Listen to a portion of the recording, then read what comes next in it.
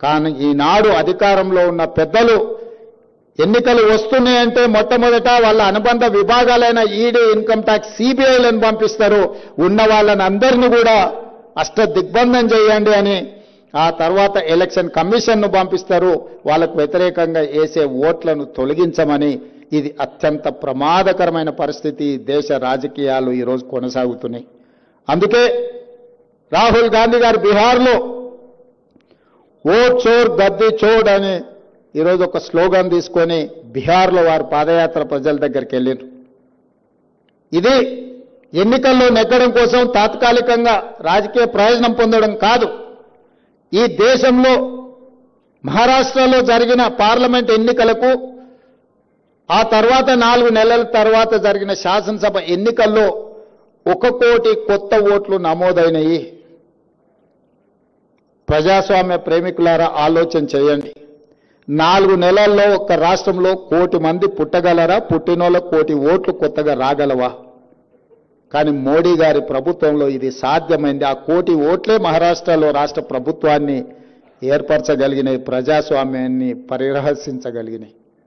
అలాంటి విపరీతమైన పోకడలే ఈరోజు బీహార్లో జరుగుతున్నాయి. పార్లమెంట్ ఎన్నికల తర్వాత ఈరోజు 65 లక్షల ఓట్లు తొలగించబడ్డాయి బీహార్లో. ఓట్లు తొలగించడంతోనే ఆగదది. రేషన్ కార్డులు తొలగించడం జరగవచ్చు, లేదా వాళ్లకు అందే సంక్షేమ పథకాలు తొలగిపోవచ్చు, లేదా వాళ్ళ ఆస్తులను కూడా కొల్లగొట్టవచ్చు. ఇలాంటి విపత్కరమైన పరిస్థితుల్లో విపక్షాలన్నీ ఏకం కావాలి, ఏకతాటిపై నడవాలి. ఈరోజు జాతీయ రాజకీయాలలో కాంగ్రెస్ కమ్యూనిస్టులే కాదు, ప్రజాస్వామ్యాన్ని పరిరక్షించాలనుకున్న ప్రతి వాళ్ళు కదలాలి. మాకేం నష్టం లేదు, మాకేం కష్టం రాదు అని మౌనంగా ఉంటే ఈ ప్రజాస్వామ్యానికి ప్రమాదం ఏర్పడే పరిస్థితులు ఈ దేశంలో ఉన్నాయి. ఈ విపరీతమైన పోకడలు మన దేశానికి మంచిది కాదు. 75 సంవత్సరాలు పూర్తి చేసుకున్న ఈ ప్రజాస్వామిక దేశంలో ప్రజల యొక్క ప్రాథమిక హక్కు అయిన ఓటునే తొలగించే ప్రమాదకరమైన పరిస్థితులు వస్తున్నాయంటే మనందరం కూడా ఆలోచన చెయ్యాలి, చర్చించాలి. మనం ఎవరము మాట్లాడడం లేదు, మనం ఎవరము చైతన్యపరిచే ఆలోచన చేయడం లేదు. చేసినా పూర్తి స్థాయిలో మనం దాని పట్ల కార్యాచరణ సిద్ధం చేసుకోవడం లేదు.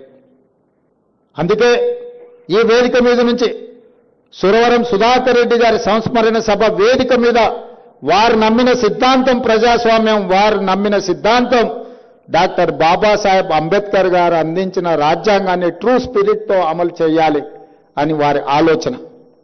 మరి వారికి మనం అర్పించే ఘనమైన నివాళి వారు పాటించిన సిద్ధాంతాన్ని ఈరోజు మనం కొనసాగించాలి.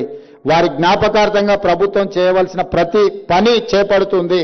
మంత్రివర్గంలో చర్చించి పాలమూరు బిడ్డగా నేను తప్పకుండా నిర్ణయం తీసుకుంటా. కానీ జాతీయ స్థాయిలో జరగబోయే రాజకీయ పరిణామాలు, విపరీతమైన పోకడలను నిలువరించడానికి మనందరం కలిసికట్టుగా పనిచేయాలి.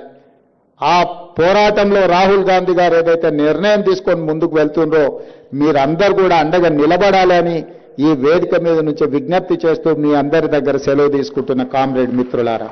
Subscribe us and press the bell icon for more interesting updates.